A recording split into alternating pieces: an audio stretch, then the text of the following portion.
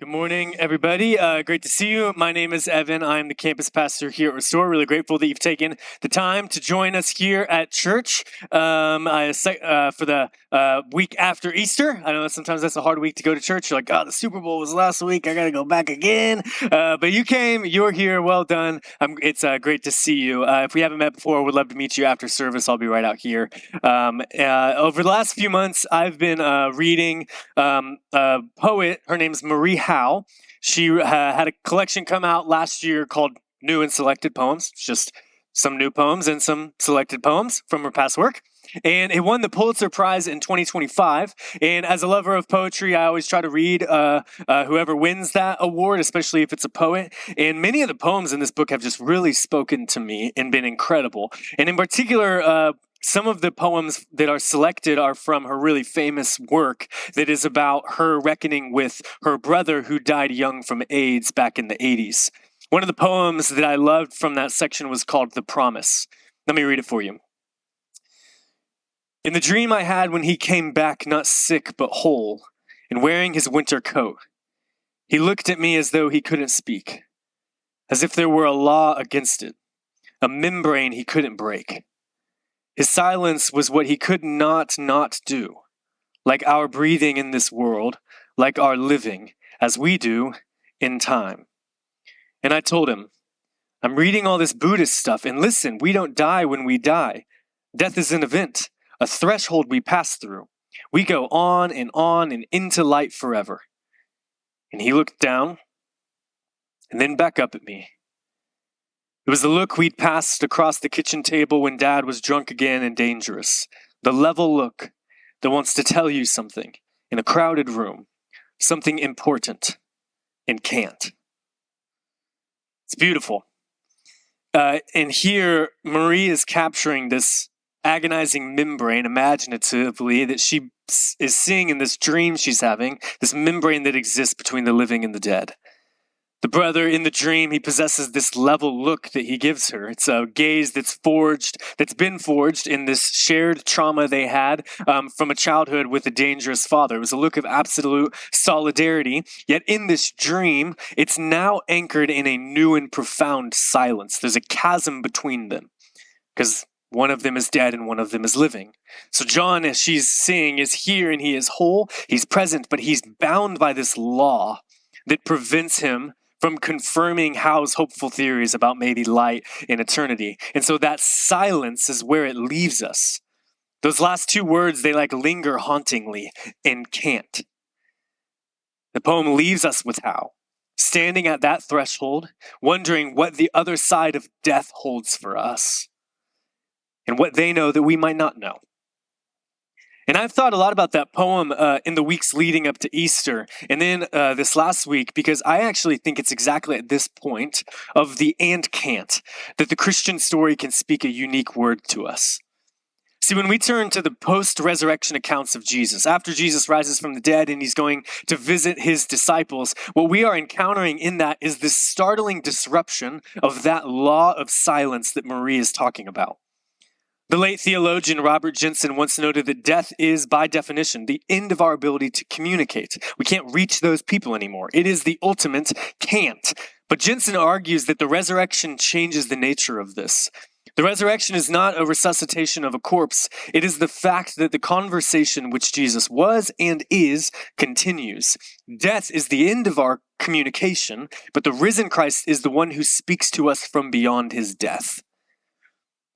Where the dream brother John is held back by this membrane, Jesus speaks and moves through it and beyond it. And what's the message that Jesus proclaims on the other side of death? That the past is no longer dominant over the future. See, in our world, the past usually dictates the future. Instead of being, you could say, pulled into God's good future, most of us are pushed into our future by a broken past. Trauma begets trauma, hurt people, cycles of violence repeat themselves relentlessly. What we were told about ourselves becomes the script that we live out. Shame from a past event settles in our bodies and makes decisions for us, or old wounds that were inflicted upon us, they harden into our instincts, so we pull away before we can be rejected. We control things before they fall apart, or we numb ourselves before we can feel too much. Or it's this failure that narrows our imagination, or maybe it's even a past success that traps you, locks you into this identity you feel like you have to maintain at all costs. A broken past is pushing you forward. But Jesus comes from the other side of death to announce this new reality, that your past is not dominant over your future. That in and through his risen body, the destiny that's awaiting the world, this resurrection life on the other side of death, it's come rushing into history to liberate us from being enslaved to what has been in the past. The future, God's future, is now the sure end that everything is being collectively pulled toward. You could say that the pushing of your past is now no longer stronger than the pulling of God's future. You might think, in my past, brokenness is more definitive, addiction is more definitive, but God's future is now more sure. It is the more promised end, and so grace is more of a reality than brokenness. And that future of resurrection that awaits creation is ours to receive and live into today. Jesus brings us that future and says, it's yours right now if you want it. As John 10:10 says, the thief comes only to steal and kill and destroy, but Jesus, I have come that they may have life and have it to the full. And that life, it's not the distant and vague Buddhist stuff that Hal references. It's a life that's available to us in the present. It's a life on the other side of death, a life where there is no fear. Because Jesus has risen from the dead, everyone is entitled to a future today, a future of new possibilities, a future of grace, a future of delight, a future of forgiveness. And that's what this new series is all about. See, if you came back from the dead, if you had passed through death itself and then you came back to this life and you knew your time with your friends was short, that you were going to ascend to the Father, you wouldn't waste your words. You would say what matters most. You would give that same level look that Marie's brother gives in the poem. And then if you could, you would tell them the things that they most need to hear. And that's exactly what we find in these post-resurrection accounts of Jesus. So over the next several weeks, we're going to trace these encounters. Moments where the future of God, this resurrection life that's there for all of us, is colliding with people who are still living as if the past has the final word, if the crucifixion is the most definitive thing of reality, or the empty tomb. And so in the first few weeks, we'll watch as resurrection life meets Thomas the doubter. That's what we'll talk about today. And then Peter the denier, and then Mary the sorrowful. And we'll watch as God's future collides with people who are disappointed because their present life isn't what they thought it would be, because Jesus didn't do what they thought he would. And then those who are afraid because of what happened to them in the past, and now they're forecasting that it will happen again in the future when Jesus is here to open up a new kind of life. And then in the final 2 weeks, I'm really excited. We're going to widen the horizon even further. And we're going to talk about how at the ascension, that moment where, Jesus, like the spaceship, just ascends to space, flies to space or whatever. That's not how it is, actually. But we're going to see that in the ascension, this very, very big deal that we don't talk about a lot because we don't really understand it. But how in the ascension, what is happening is we are seeing that all of creation is now entitled to a future, as humanity itself in very creation is drawn into the very life of God. And then at Pentecost, how the future is now poured out on all without distinction by the power of the Spirit. That this is not a future we just have to twiddle our thumbs and wait for. It's a future that is given to us now when we receive the Holy Spirit. And so that's the claim of the resurrection. That your future, or your past, your history, it cannot imprison you forever unless you let it. Everyone is entitled to a future, even those who doubt. Which is what happens when the future of the resurrection collides with the doubts of the past and of the present. Let's turn to our teaching text into Thomas, the one that we've come to call the doubter, to find out.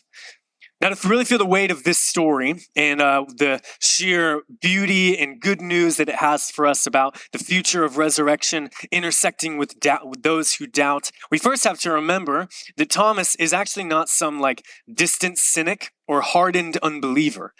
It's actually a shame, I think, that Thomas's one moment of doubt now defines his whole existence down through history. It's like your worst moment is now how you are known forever. You're like, come on, what? Come on, because Thomas, he was one of the 12. He was someone who walked closely with Jesus, and as a matter of fact, after Jesus' resurrection, we're told many of the disciples doubted, but Thomas, he doubted the most or whatever. But Thomas, before that, with his own 2 eyes, he had seen Jesus feed 5,000 people with just a few small loaves and a couple fish. He was there when Jesus raised up Lazarus and called him from his tomb, stinking and 3 days dead. Thomas was there. And Thomas was there to hear for himself what Jesus told to Martha, the grief-stricken sister of Lazarus, when he said, I am the resurrection and the life. Those who believe in me, even though they die, yet shall they live. And everyone who lives and believes in me shall never die.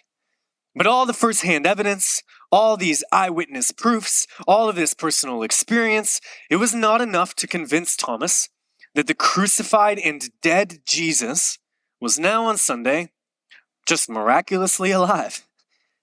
See, we don't think about this a lot, but in the first century, just as in the 21st century, the dead typically stayed dead.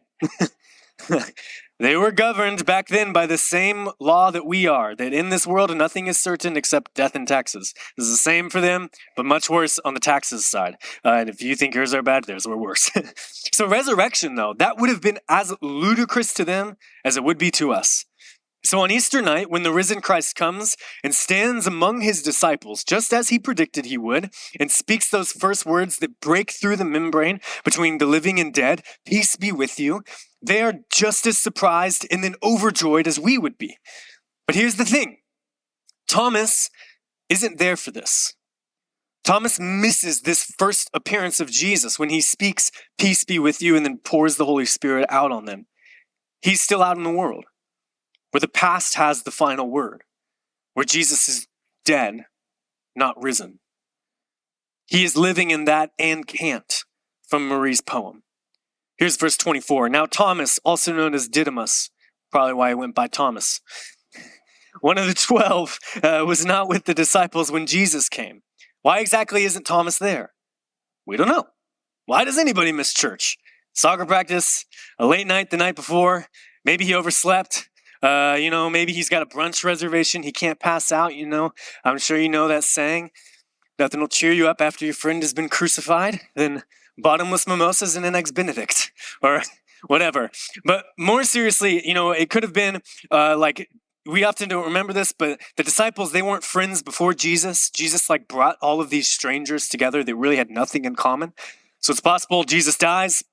Thomas is looks around. He's like, I didn't even like these guys to begin with. And now the guy bringing us together is gone. I'm just going to go do my own thing. So maybe that's what's happening. Or more seriously, I think, given how grief works, it's likely more that Thomas is strategically distancing himself. Because being with this group of friends is simply going to hurt too much. We do that when we lose people we love. We stop going to that one coffee shop because the smell of the roasting beans, they remind us of Saturday mornings we spent with our spouse who's gone. Or we avoid the park where we used to go on walks with our mom because the sight of the ducks that you used to feed together is this trigger for grief. And maybe every time Thomas would now look at Philip or Peter, he's going to see the reflection of the Friday they all want to forget, where they lost 2 friends, Jesus and their other friend, Judas. So you can probably almost picture the scene. Thomas he's all alone. He's probably in his house. He's got the lights dimmed. He's listening to God Bless the Broken Road by Rascal Flatts. And he's just marinating in the tragedy of it all. And then the text tells us, the door flies off the hinges as these very people he was avoiding now pour over each other into his room, breathless and wild-eyed, shouting over the music, Thomas, we have seen the Lord. They're probably grabbing him by the shoulders, throwing his Eggs Benedict to the wall. They're just shaking him. Their faces are frantic and with terrifying joy. They're trying to pull him out of this world of and can't into their world of we've seen the Lord. And we always say seeing is believing. But for 3 years of seeing for himself, of hearing for himself, of being right there for himself, that was not enough to convince Thomas that Jesus really was who he claimed he was. And now the witness of his fellow disciples won't do it for him either. It's not like Thomas says, wow, all 10 of you saw him? All right, that's good for me. No, Thomas says to them, unless I will not believe unless I see the nail marks in his hands and put my finger where the nails were and put my hand into his side. Unless I see his hands and his feet, unless I grab a hold of him and touch his wounds, I need evidence before I believe. And I'm sure we all resonate with this here. I will not believe unless. I will not believe unless this happens or that doesn't happen, that comes to fruition, you do this for me. And we all do this. And actually, I think it starts really young. You know, I have a vivid childhood memory of staring at the ceiling of my bedroom and trying to negotiate with the creator of the universe over his existence. I looked at my digital alarm clock with the red numbers blinking, and I whispered, okay, God, I will not believe in you unless right at 8:50 p.m., you blow a huge freezing gust of wind through my window. And so laying still as a statue, heart pounding, I watched as the minutes ticked by. 8:47, 8:58, holding my breath. I'm anxious. I'm waiting for the supernatural gale to prove that I'm not alone. 8:49, here it comes. If you're real, God. 8:50, nothing. Not even a gentle breeze. I won't do it unless you do this. You know, I'm willing to believe we all have our own sort of 8:50 moments as children. But here's what we all know, that as we grow up, those bargaining unlesses, their stakes get higher than just a gust of wind. They move out from the childhood bedroom window to a hospital waiting room, to a therapist's office, to the kitchen table. I won't believe in you unless you heal me, unless you save this marriage that's falling apart, unless you take away this depression, unless you show up in my life again like you did in my 20s, unless you give me a new job, cure my loneliness, give me more excitement in my life, give me my dream house. See, we're all Thomas now. I will not believe in you unless. We're all Thomas. And I actually think that's what the author of this gospel, John, wants us to realize. You see, the text gives us this tiny, almost throwaway detail about Thomas that's actually a profound rhetorical device, and I skipped right over it. But in John 11:16, and then again right there in chapter 20, we're told Thomas was also called by that terrible name, Didymus. But in Greek, the name Didymus literally translates to the twin. Biblical scholars have spent centuries speculating on who Thomas's literal twin might have been. But a lot of theologians and scholars believe that John, whether or not Thomas had a twin or not, but John leaves the other twin unnamed for a rhetorical reason, because he wants us to identify with the other twin. He wants us to see our reflection in Thomas's skepticism. We're all Thomas now. To be a twin of Thomas is to be someone who stands at the threshold of an empty tomb and says, I want to believe. I want to have hope. I want to see what others claim to have seen. I want to know that abundant and full life for myself. But I've seen way too much of the world's drunk and dangerous side to take anyone's word for this willy-nilly. We are Thomas's twin. I will not believe unless I see the nail marks in his hands and put my finger where the nails were and put my hand into his side. So what happens? Verse 26, a week later, his disciples were in the house again and Thomas was with them. Now there's a couple details in this to notice. The first being that 7 days go by between Thomas saying that in this moment and nothing happens. Which means apparently Jesus was not in a rush to convince Thomas. And that can be a reminder for us. If you are in a season of doubt, questioning, you actually don't need to be in a rush either. Because of how skepticism or questioning is often talked about in the church, when it comes to us, we often feel this need, this panicked pressure to resolve it as quickly as possible. We treat doubt like this fire that has to be extinguished immediately. But sometimes I wonder if God wants our doubts to be more like a furnace that can refine us, that we actually need to stay in for a bit longer. Sometimes I wonder if we resolve our doubts quicker than God wants us to. That we rush toward an easy answer because we are afraid of detention. We're afraid of these 7 days. We're afraid that if we stay in the unless too long, our faith might actually dissolve. We resolve our faith the moment we say our doubt, when Jesus wants us to stay in it for 7 days. Because what if God actually wants your doubts not just to be resolved, but to do a work in you? We often think the goal of the Christian life is to be comfortable and certain. The goal of the Christian life is Christ-likeness. And growth into that often requires a kind of stretching that only can happen in 7 days of uncomfortable questioning. I think this is why God often ignores our 8:50 p.m. requests for gusts of wind. It's not because he's not there, but it's because God's not interested in providing us with the temporary sedative of certainty. If Jesus had shown up 5 seconds after Thomas made his demand, Thomas would have had his proof, but Thomas would not have had that week of wrestling. It was likely a crucial part of his discipleship. I remember when I was in a season of doubt in college, I went to a professor of mine asking for answers to the questions I had, and he said something to me I'll never forget. He said, "Evan, I'm not going to provide you with answers. The best wines come from vines that have struggled. So struggle with your doubts. Don't resolve them." Which means for us, if we're doubting, what that did for me was it reminded me I don't actually need to be afraid of my doubts.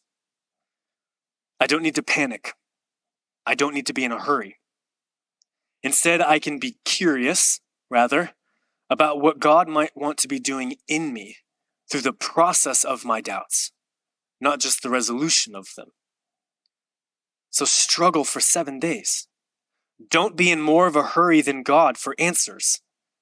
And the other thing to notice in the text is to not go at it alone. Did you notice Thomas stays in the room? He's with his friends, the other disciples, even though he doesn't believe yet. And so I would encourage you, if you have doubts, stay in the room. Continue coming to services in your small group. Don't let your unless drive you into isolation, because you never know which Sunday gathering, which small group, or which shared meal will be the moment the risen Christ decides to walk through your locked door and finally meet your doubt with his presence. Which is exactly what we see in the story. 7 days later, his disciples were in the house again, and Thomas was with them. Though the doors were locked, Jesus came and stood among them and said, "Peace be with you." What is the first word he who is on the other side of death has to say to us doubters on this side? What is the first words that heaven has to say to those who doubt on earth? It's the exact same words Jesus gave to the faithful a week prior: peace. What an incredible relief that is. If you're sitting here with your list of unless clauses, Jesus doesn't walk through your wall and say, "Shame on you." And he doesn't say, "How dare you demand proof? You of little faith." And he doesn't say, "Why couldn't you just trust me like all these other people do?" He does not lead with a lecture. He leads with a blessing. He blesses you. Peace be with you. If you are doubting, peace. If you're cynical, peace. If you're exhausted by the silence of an 850 bargaining with God, peace. If you feel like you are on the very brink of losing all of your faith, peace be with you. Before Jesus addresses your questions, he addresses you as a person. Peace be with you. Peace be with you. Do not be afraid. Then he said to Thomas, put your finger here. See my hands. Reach out your hand and put it into my side. Stop doubting and believe. I love that.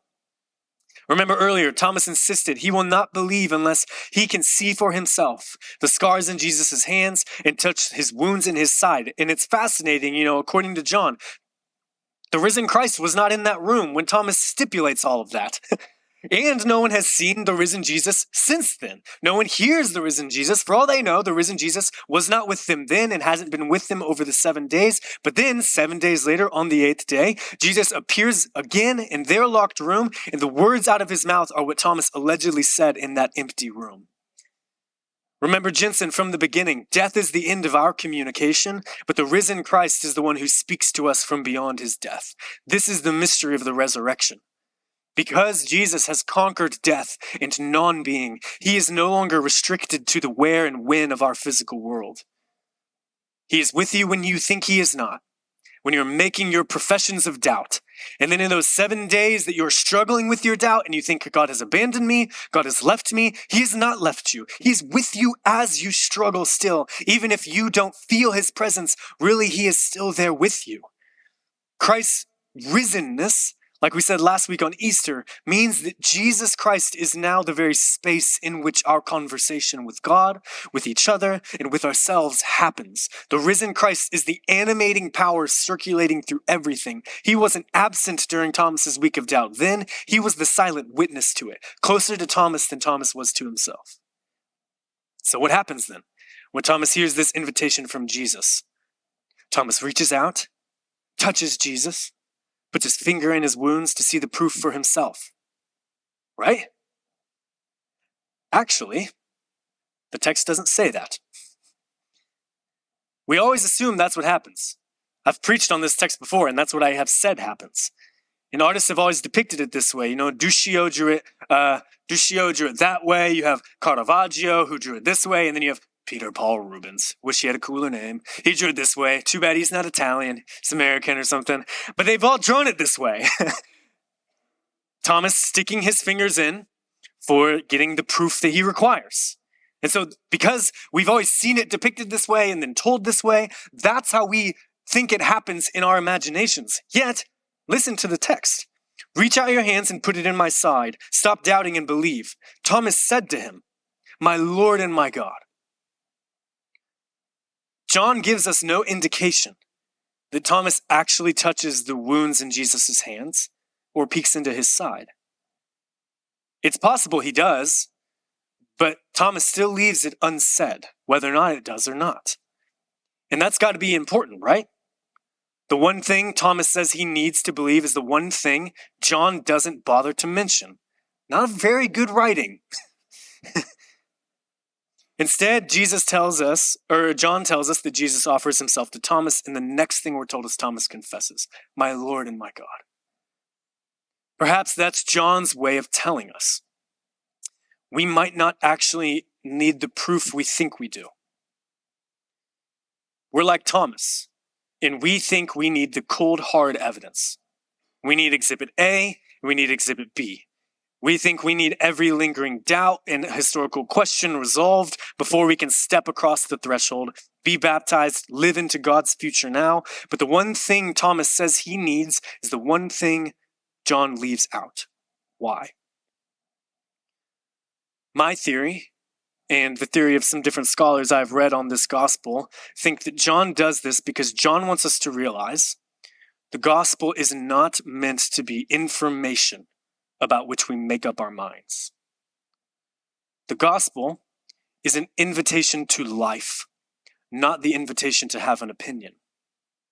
The thief comes to steal and to kill and destroy. I have come that they may have information, a theory, a hypothesis that's been proved. No, life, and have it to the full. We so often treat faith like a courtroom case where we are the judge waiting for enough evidence to be convinced. But being a follower of Jesus is actually not always about being convinced beyond a shadow of doubt. It is not about being able to scientifically explain the mechanics of creation or proving exactly how Jesus fed 5,000 people. I mean, if Christianity were about facts and certainty, John, as a writer and a historian, should have given us every scrap of data he had in his mind. But he actually intentionally leaves details out, and he tells us so in the last line of this biography. Jesus did many other things as well. If every one of them were written down, I suppose that even the whole world would not have room for the books that would be written.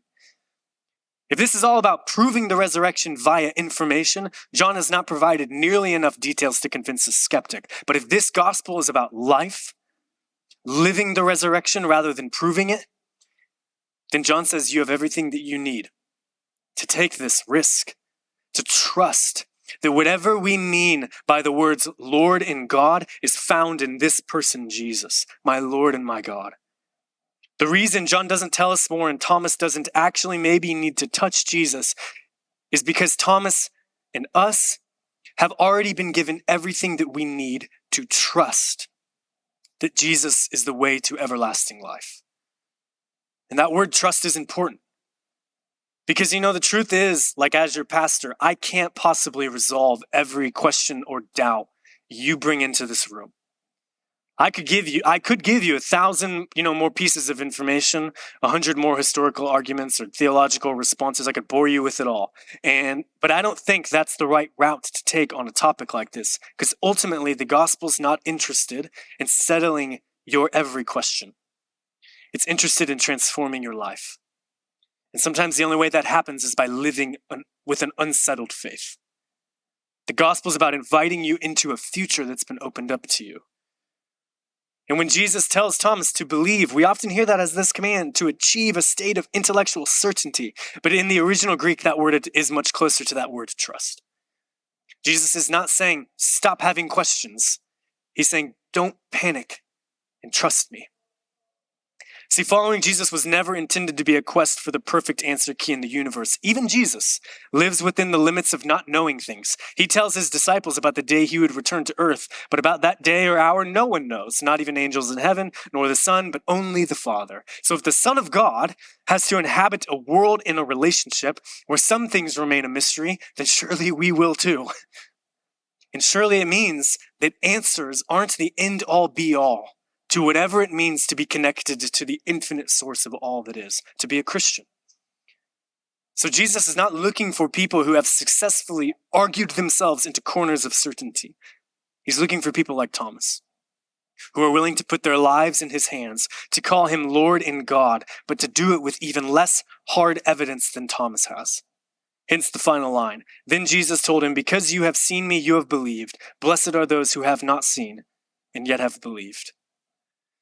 This is a striking detail. The other gospels, they all give us this long list of beatitudes. The blesseds, the poor in spirit, the peacemakers, the meek. But John, he narrows his beatitudes in his gospel down to just two.